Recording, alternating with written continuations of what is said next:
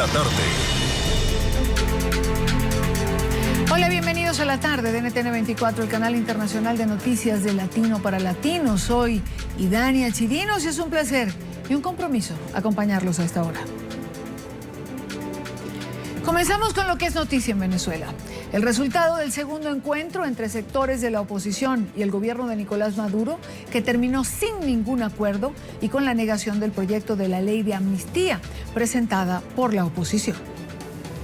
4 horas duró el segundo encuentro entre el oficialismo y la oposición en Venezuela, que busca pactar las condiciones para un diálogo sobre la crisis social, económica y política que padece la nación suramericana. A diferencia de la primera vez, este cara a cara fue a puerta cerrada y en la sede de la vicepresidencia. No contó con la participación de Nicolás Maduro ni del gobernador del estado Miranda, Enrique Capriles. Aunque al término de la reunión ambas partes calificaron el encuentro de positivo, a la opositora Mesa de la Unidad Democrática le fue rechazada su principal exigencia: la aprobación de una ley de amnistía para los llamados presos políticos, entre los que se encuentra el líder Leopoldo López, detenido en la cárcel militar Ramo Verde. Ahora, en la reunión próxima, vamos a tener un equipo de trabajo para ver cómo vamos a abordar eso. Nosotros hemos propuesto la ley de amnistía. Eso no ha sido aceptado por lo pronto. Entonces vamos a buscar otros caminos y vamos a explorar juntos la existencia de esos otros caminos. Sin embargo, la oposición y el oficialismo acordaron nombrar una junta médica que revise el estado de salud del comisario Iván Simonovic, condenado por 2 de las 19 muertes registradas durante el fallido golpe de estado de 2002. Durante el encuentro, la MUD y los representantes del régimen acordaron integrar a la oposición al plan de pacificación nacional convocado por Nicolás Maduro, hecho que fue celebrado por el vicepresidente Jorge Arreaza. Debemos destacar que la reunión, si bien nunca está exenta de tensión en algún momento, pero siempre se llevó a cabo, como ocurrió también el jueves pasado en cadena nacional, en buenos términos. Asimismo, aceptaron activar una comisión de la verdad en la que participen diputados de ambos sectores, que se encargarían de investigar los casos de torturas y represión contra los manifestantes en los últimos 2 meses. Hemos convenido en una comisión nacional de la verdad amplia, que no sea solamente legislativa, sino que sea más amplia, con representación, con personalidades, mejor dicho, con personalidades de la vida nacional, personalidades reconocidas, que sean confiables para todo el mundo. Aveledo señaló que también se fijaron los representantes por parte de la MUD, que integrarán las comisiones electorales y judiciales de la Asamblea Nacional para elegir a los magistrados del Poder Judicial y a los rectores del Consejo Nacional Electoral. El segundo acercamiento estuvo acompañado por los cancilleres de UNASUR y el nuncio apostólico en Venezuela. Más allá de lo que hoy es noticia, nos queremos ocupar en el programa de hoy de hacer un balance, un análisis de la mano de distintas personalidades que nos van a acompañar del primer año de gobierno de Nicolás Maduro. Ganamos las elecciones hace un año de batalla, de lucha, siempre con el apoyo y el amor del pueblo. Creo que de una u otra manera todos recordamos este momento importante para el chavismo y para Nicolás Maduro. Si algo ocurriera, repito, que me inhabilitara de alguna manera, yo, Nicolás Maduro, no solo en esa situación debe concluir, como manda la Constitución, el periodo, sino que mi opinión firme, plena como la luna llena, irrevocable, absoluta, total, es que en ese escenario que obligaría a convocar, como manda la Constitución de nuevo, a elecciones presidenciales, ustedes elijan a Nicolás Maduro como presidente de la República Bolivariana de Venezuela. Yo se los pido desde mi corazón. Posteriormente, el 5 de marzo de 2013 fue anunciado por el propio Maduro la muerte del presidente Chávez. A las 4:25 de la tarde de hoy, 5 de marzo, ha fallecido el comandante presidente Hugo Chávez Frías.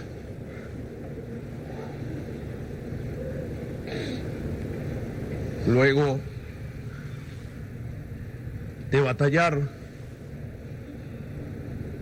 duramente con una enfermedad durante casi 2 años. Lo demás es historia. El 14 de abril de 2013 se realizan los comicios para elegir al nuevo presidente de Venezuela. Con el 50,61% y un estrecho margen de 1,5 puntos, el Consejo Nacional Electoral proclamó ganador a Nicolás Maduro en medio de múltiples acusaciones de irregularidades. Un año después, la Venezuela de Maduro exhibe una de las tasas de homicidio más altas del mundo. Más de 25,000 muertos cerraron 2013. Una economía que atraviesa serios problemas con un índice de inflación que el año pasado sobrepasó el 56%, al cual se agrega una escasez crónica de alimentos, medicamentos y otros artículos de primera necesidad. Y como si esto fuera poco, hoy se cumplen 63 días de protesta continua que dejan un saldo de 41 muertos, 2.358 detenciones y 99 presos. Quiero saludar a José Vicente Carrasquero, analista político, que nos acompaña como primer invitado en la tarde de hoy. Profesor Carrasquero, muy buena tarde. Gracias por estar con nosotros. Comienzo políticamente hablando. ¿Cuál es el balance que usted hace de este primer año de Nicolás Maduro? Bienvenido.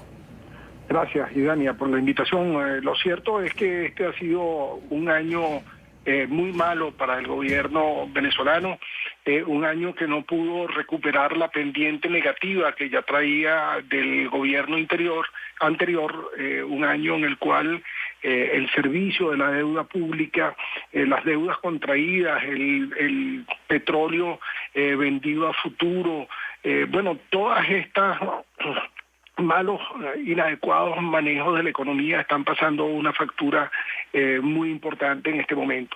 Y estamos frente a un proceso de claro empobrecimiento de la población venezolana, un empobrecimiento que se ve en el poco acceso a artículos de primera necesidad, en la capacidad casi imposible de comprar un vehículo nuevo, de optar por un apartamento, de siquiera alquilar una vivienda. Todas estas cosas se han hecho muy difíciles en Venezuela y la moneda tiene un valor muy por debajo del que exhibe el gobierno nacional, lo cual hace que, como tú mencionabas, la inflación siga creciendo de una forma muy importante, que hace que la gente sienta que cada vez tiene menos poder adquisitivo y que el dinero apenas está alcanzando para satisfacer la necesidad muy básica de alimentarse.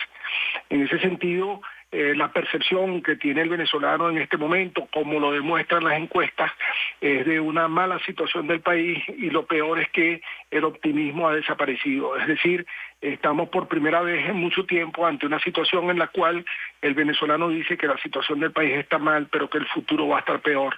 Y eso, por supuesto, obra en contra del gobierno, que se encuentra entonces en una situación de ingobernabilidad, en una situación en la cual no puede o no tiene solución para ninguno de esos graves problemas que hemos mencionado.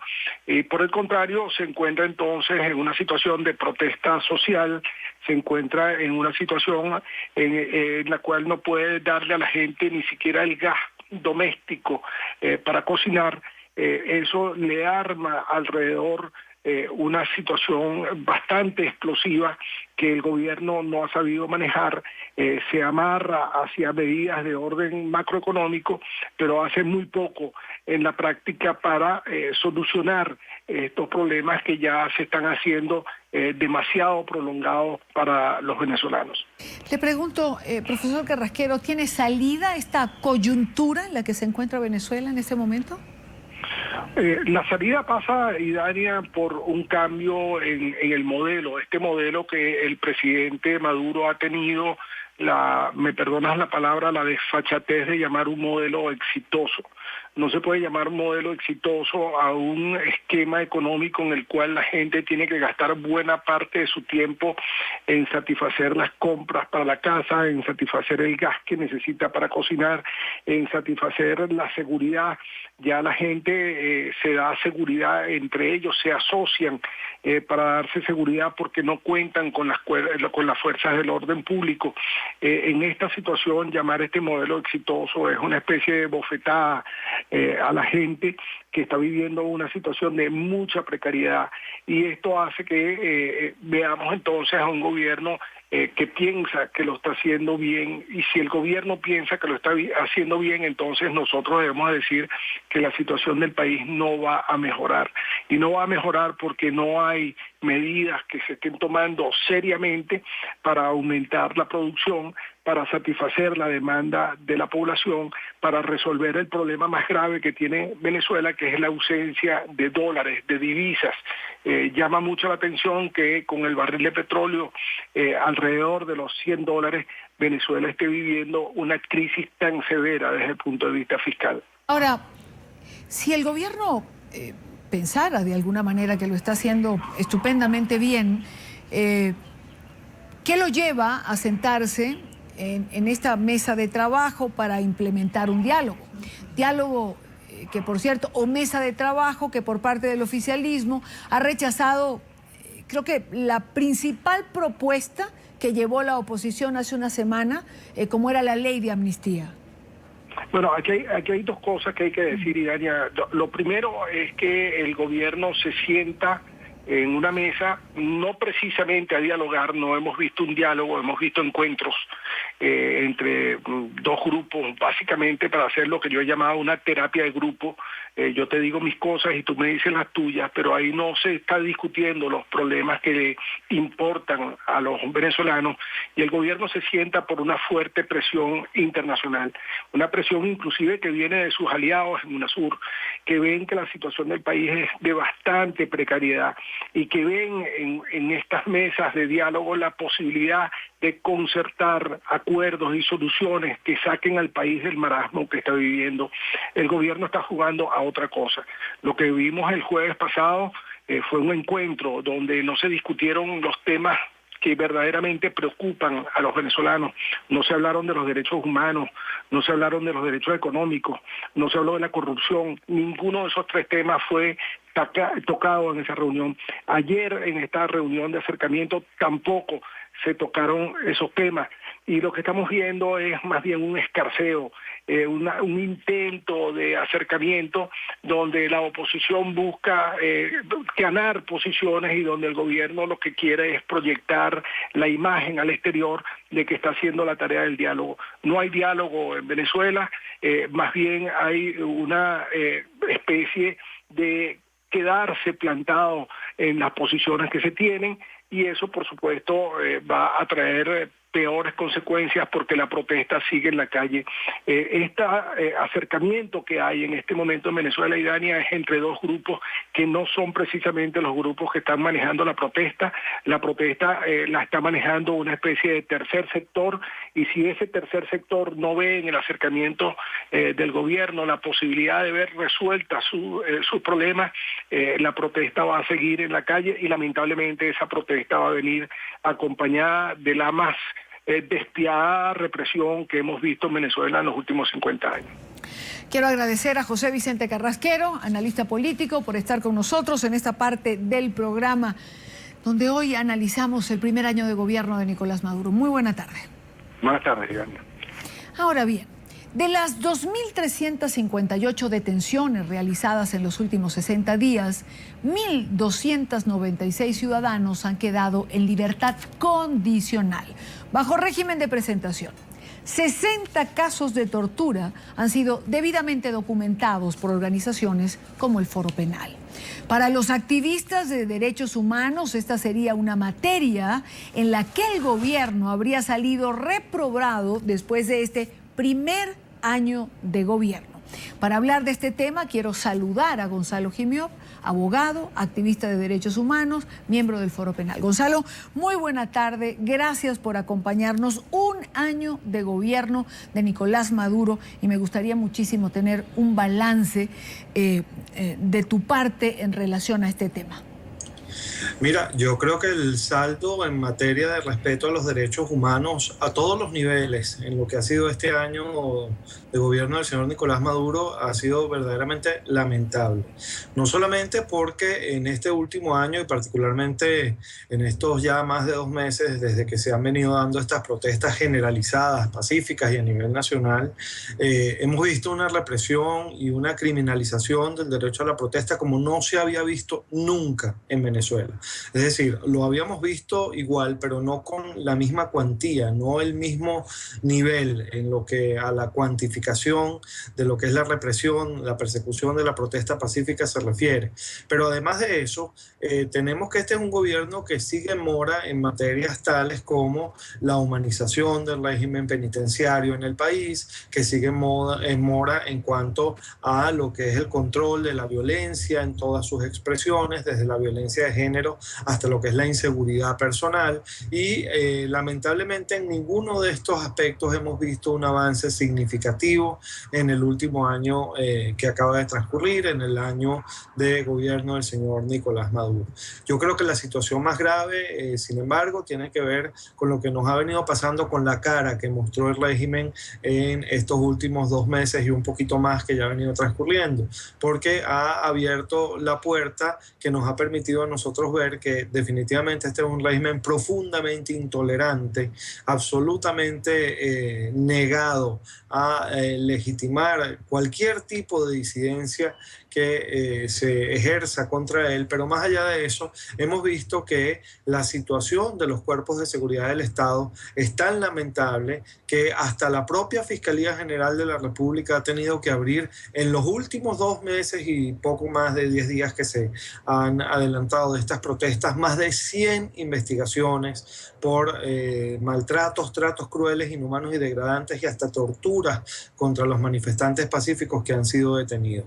A esto hay que sumarle también el muy triste elemento de que se está de nuevo, porque esto no es la primera vez que pasa, se está de nuevo permitiendo que grupos paramilitares, civiles armados, que actúan sin ningún tipo de control, ejerzan actos de represión contra la ciudadanía que protesta, contra la ciudadanía que manifiesta, de la mano y con la absoluta complicidad de las autoridades policiales y militares. Ese es el lamentable estado de los derechos humanos en los que este último año que acaba de pasar nos deja el presidente Nicolás Maduro.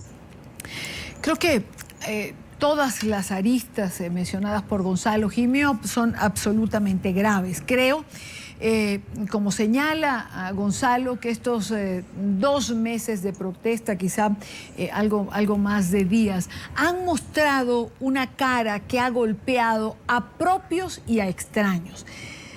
De todo lo que ha ocurrido estos 2 meses, Gonzalo, que has mencionado varias cosas, la actuación de los colectivos, de los civiles armados, pero yo creo que, y voy a hablar de manera particular, si algo a mí por lo menos me ha impactado en las cientos de entrevistas que hemos realizado a lo largo de todos estos días, son los casos que se relacionan con la tortura. Porque hace muchísimos años que en Venezuela no escuchábamos hablar de torturas. Yo, la teleaudiencia lo sabe, soy venezolana y quizás mis padres me contaban lo que fue la tortura en épocas de la dictadura del general Marcos Pérez Jiménez. Y yo he tenido en este programa madres que me cuentan lo que le han dicho sus hijos presos, a jóvenes que han sido detenidos y cuentan y narran lo que les pasó. Hemos mostrado videos de cómo los cuerpos de seguridad han golpeado sin cesar a civiles tirados en el piso, cómo los han sacado de los edificios. Yo creo que esto particularmente es algo que ha quedado sobre la mesa después de estos 2 meses, Gonzalo. Sí, es muy triste, muy lamentable. Es la tortura, que por cierto es parte estructural de la forma lamentable de hacer las cosas de nuestros cuerpos de seguridad, no solamente ahora, sino desde hace mucho tiempo, pero que en este momento ha adquirido una dimensión distinta. ¿Por qué? Porque es tortura que se ejerce con la intención de desarticular la protesta pacífica, es decir, es tortura por motivos políticos, es trato cruel, inhumano o degradante a los detenidos por motivos políticos. Esto, como bien tú dices, no se veía desde la última dictadura formal que tuvo Venezuela, que es la de Marcos Pérez Jiménez, pero lo que está pasando ahora ha dejado en pañales todo lo que había ocurrido antes, porque de verdad que el nivel generalizado, sistemático de este medio, de esta forma de actuar contra los manifestantes pacíficos que son detenidos, ha sido verdaderamente lamentable. La diferencia entre lo que pasaba antes y lo que pasa ahora es que está más a la luz del público. ¿Por qué? Porque todo el mundo tiene posibilidad de hacer conocer al planeta entero y en tiempo real qué es lo que pasa, qué es lo que está haciendo la fuerza del control de las manifestaciones en nuestro país en este momento. Esa es la única diferencia, y que cuantitativamente es mucho más extendida. Muy bien hacías tú referencia a las cifras que hemos venido levantando con el Foro Penal venezolano. Fíjate, tenemos 1.298 personas a esta hora, el día de hoy, sometidas a procesos penales con medidas cautelares, pero además de estas tenemos a 98 personas privadas de su libertad por el simple hecho de protestar. Es decir, ya van a ser 1.400 personas en menos de 2 meses y medio sometidas a procesos penales por hacer lo que la Constitución dice que pueden hacer, que es protestar pacíficamente contra el gobierno. Esto no se había visto, por lo menos no con esta intensidad y en tan breve tiempo, en ningún momento de nuestra historia. Y esto es importante que la gente que nos está escuchando, tu teleaudiencia, lo sepa. Eso es lo que está pasando hoy en Venezuela. Cuando tú además te vas a analizar un poco qué tipo de personas son las que están siendo criminalizadas por protestar, te encuentras con que del total de 2.363 detenciones que se han materializado desde el 2 de febrero hasta ahora, por lo menos las que han sido reportadas al Foro Penal venezolano, 1.961 son contra estudiantes. Es decir, que hay algo como que está muy claro, muy definido. Está muy definido que se debe actuar, que se quiere actuar, que el poder quiere neutralizar a la protesta, pero además quiere neutralizar específicamente a la protesta estudiantil. Y no en balde, por eso, es que los estudiantes no son verdaderamente convocados a estas mesas de discusión o de diálogo que se están montando, porque no es a ellos a quien se interesa que se visibilice, que se legitimen sus reclamos, sino por el contrario, lo que le interesa al poder es que se les invisibilice, como gusta tanto decir aquí al poder en relación a la ciudadanía. Lo que interesa es que se neutralice al movimiento estudiantil. Yo creo que el patrón está muy claro, y también pienso y creo que esto ha quedado demostrado al mundo entero a través de todo lo que ha venido pasando en nuestro país. Quiero agradecer a Gonzalo Gimiot, abogado, activista en derechos humanos, miembro del Foro Penal, por estar con nosotros en la tarde. Gracias, Gonzalo. Muchas gracias, Idania. Vamos a una pausa. Queda más en la tarde, pero antes, quizás porque este es el espacio donde normalmente presentamos un dato curioso. En medio de las celebraciones del primer año de gobierno, Nicolás Maduro mostró lo que para algunos es el nuevo símbolo de la revolución. La gorra del bigote. Veamos. Y Darío Vivas me está regalando una gorra que yo no había visto. Es la gorra del bigote. ¿Ustedes la vieron? Miren esta gorra, ¿ven? Esta gorra tiene, además de ser gorra normal para uno jugar béisbol, hace así y le aparece un bigote, mira. ¿Ah? ¿Ustedes la habían visto? Estos son inventos de Darío Vivas. ¿Ah? Y de Delcy. Tremenda gorra, la gorra del bigote. El bigote de la revolución.